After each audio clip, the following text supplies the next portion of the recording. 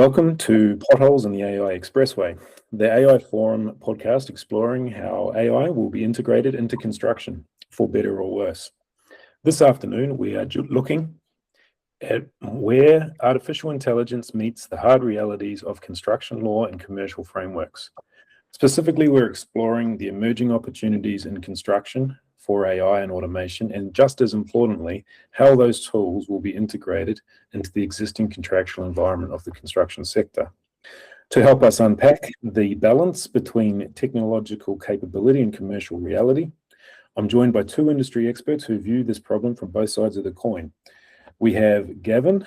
Gavin has over 30 years of experience in capital project delivery, commercial strategy and procurement. Throughout his career, he's advised on major infrastructure and commercial developments with a specific focus on contract governance and risk management. Today, as Director of Navigate Construction Advisory, he works with clients and contractors to establish clear execution frameworks and simplify project structures. Gavin, welcome to the show. Anything you'd like to add there, or was that pretty decent? That was pretty thorough. Thank you, Matt. Great to be here. No worries. And also with us is John Sinclair. John has spent the last 25 years leading digital transformation and systems integration internationally, focusing on breaking down operational silos and helping organizations adopt technology effectively. Currently, as the Strategic Innovation and Digital Services Director at Performance Technologies, John works on integrating AI, reality capture, and digital twins into the building lifecycle to improve project predictability and long-term asset data maturity. John, great to have you here. Thanks, Matt. Yeah, nice to be here. Great. Right, John, I know you're working on some interesting stuff in the AI and automation space. What could you tell us? Oh, God, how long we got, Matt? That sounds like a very broad question. So I think we're like at the start of the hockey stick. You know, people talk about the great acceleration. We're at the start of the hockey stick around what's possible with AI, and I think it's an interesting kind of stage where we're going to see a lot more use of AI. We're probably going to see a lot more consequences of the use of AI. I mean, increasing. Already kind of hear about organisations dictating no AI to be used in their construction projects. So we're kind of an interesting stage. My personal belief is it's the ability to, do more, do it faster, do it cheaper, close gaps that we have in the way that infrastructure is built and maintained, and that's exciting. But yeah, obviously it comes with a few fish hooks that I thought Gavin most likely will be able to point out. Yeah. So do you have any specific examples that we could mull over? What's a good, or what's the best use of AI in construction projects that you've got? So there's a couple of really interesting ones we're doing at the moment. One, we're doing a compliance auditing of data as it comes in, so that it meets the standard for handover and into a client's asset system. So being able to check as data is generated and submitted, so that it doesn't compress all of the data requirements to the end of a project. So that's really interesting. Other ones we're doing, comparing variations between drawing plan issuances. So 100% detailed design and issue for construction drawings can be different at times, and those differences are material. They can be material in terms of the ability for contractors to understand the scope of works they've signed up for, and the same with subcontractor or consultant briefs and scopes, who like being able to check variations and iterations of that. So a lot of what we're seeing is that kind of workflow process that manages and maintains data. So rather than being a reconciliation process or a manual management, it becomes automation. And then the other side, I think, is the introduction of robotics and what robotics can do. Interesting to see a few organisations globally, showing autonomous robots doing reality capture of their sites. It's at the big scale, but I think it's inevitable before it comes into a more like every project having a portable robot drone that captures and records progress every day, which I think has a range of complications around privacy and commercial risk and other elements. I would have thought that would sit in having all that information. So, but that's coming pretty quickly as well. Yeah. Do you think, are these live examples that are being used in projects right now? Yeah, I mean the live example, the real-time robotics kind of capture as I've only seen overseas. We've looked at it from a New Zealand perspective, but the commercials and the size of the projects don't really stack up. Data compliance and data management are active projects at the moment, like being able to manage that. And I think it becomes interesting around who owns the risk of who owns the where's the risk accountability set for. Yeah. Had that come up a few times around, who owns it, who's responsible for it, which I think it's pretty clear, but it probably comes down to a contractual framework and how that gets dealt with. Yep, I reckon so. Okay, so risk and accountability, we'll definitely come back to that. And then, so a lot of these technology opportunities exist because, frankly, there's too much information in construction to deal with. And when you're looking at masses of project data, specifications, contracts, all of those things, to be able to try and keep a straight line when you're doing things like comparing variations or compliance auditing, it's hard, right? It's hard to see all of that information. So it makes sense to use a tool, and you can upload all the information to and then look across it. But I guess one of the major risks there is, where does that information go? Like what models are you using? Where does it live? I think that's going to be one of the big questions. Not just where it lives, how accurate is it, and how much can you trust it, and how much is the cost to do it? Because I think that AI is, the dynamics of AI are changing massively. The way we work, what we've developed is data security and data residence where it sits rather than it being transferred. But there are a lot of tools out there that are wrapping around large language models where that's a little less obvious. And I think it does I think introduce a risk into organisations around where did data come from and where's it go, and is it secure, and what happens once you've had your answer. Like if you go and fire up a notebook LM model, and upload some documents and ask it questions, you've lost control of that information. You've basically lost it. So you have to, there's a real awareness around what you can and can't do safely, even though it might give you a really good result. The consequence of doing that, it could be pretty significant. Yeah.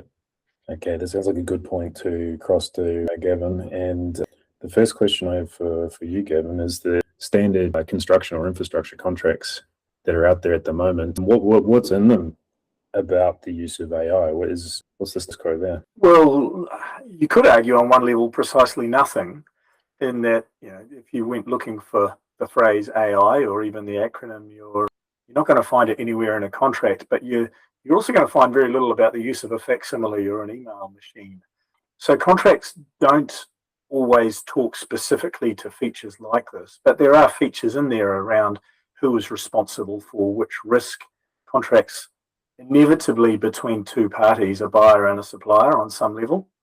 And the contract clauses are all about expressing the obligations that each have, or rather the promises that they make to each other. And so there are things in our standard contracts that cover intellectual property.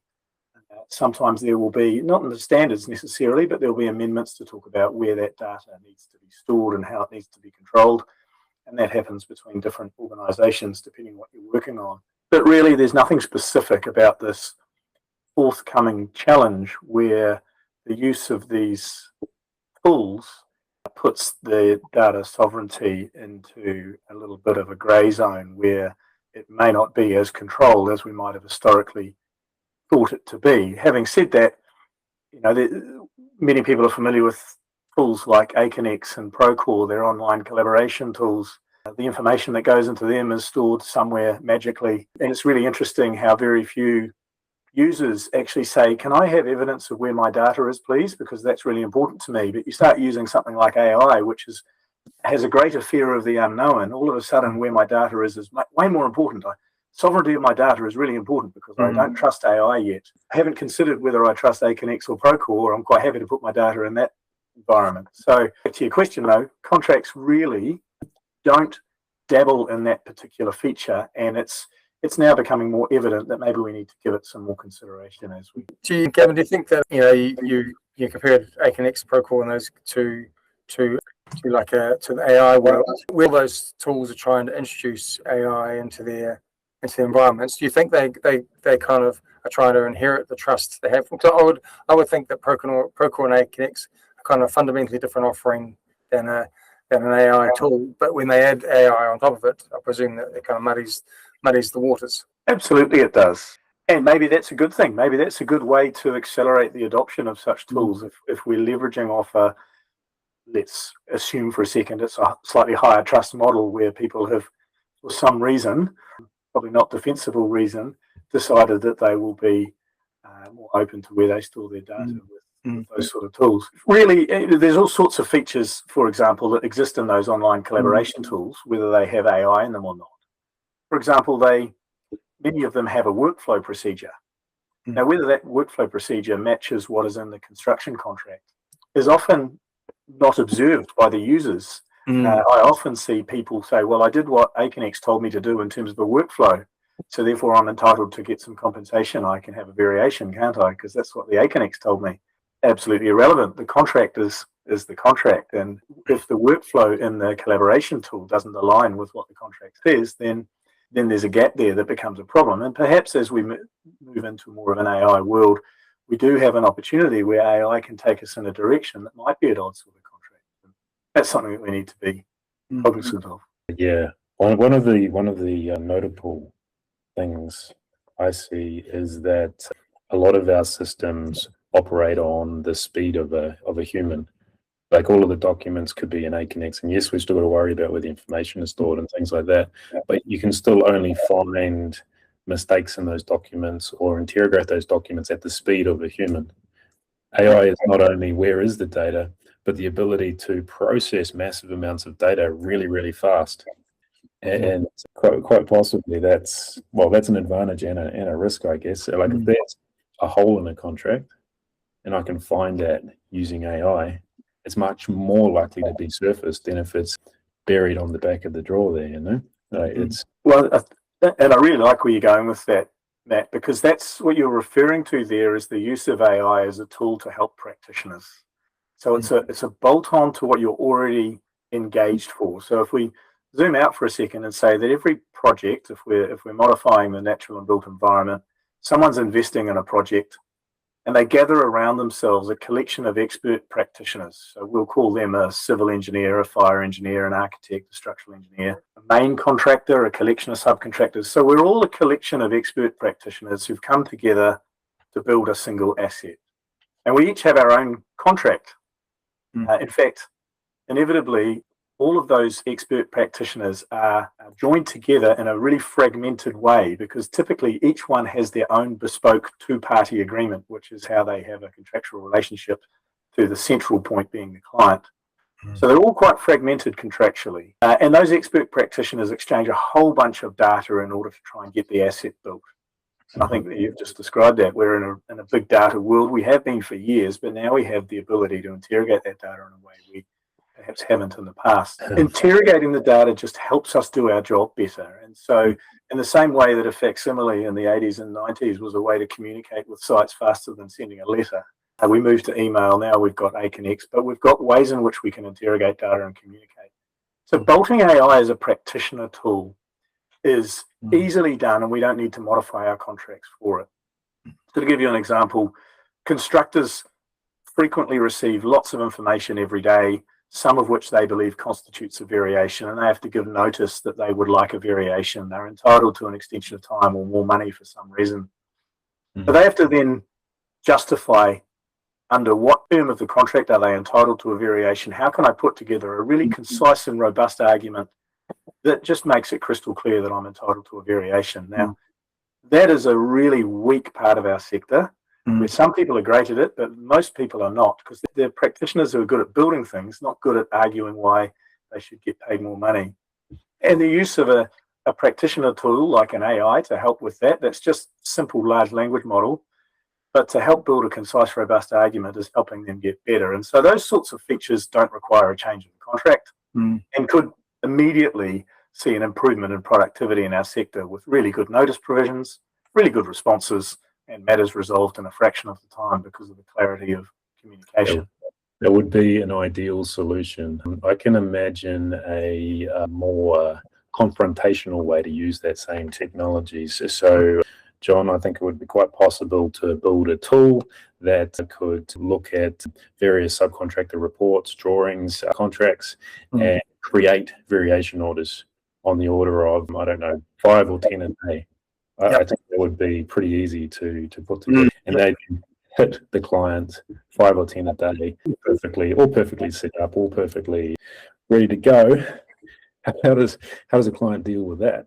Yeah, well, I don't know. I mean, that I think, what's that? With great power comes great responsibility. There is an element of, these tools can be used for bad acting. And that concludes part 1 of the Contracts and AI Potholes in the AI Expressway podcast. Join us for part 2, where we continue where we left off with the weaponization of AI within contracts. We talk about the BIM parallel and commercial stagnation, IP, data and autonomous agents, and the systematic industry challenge we all face. See you then.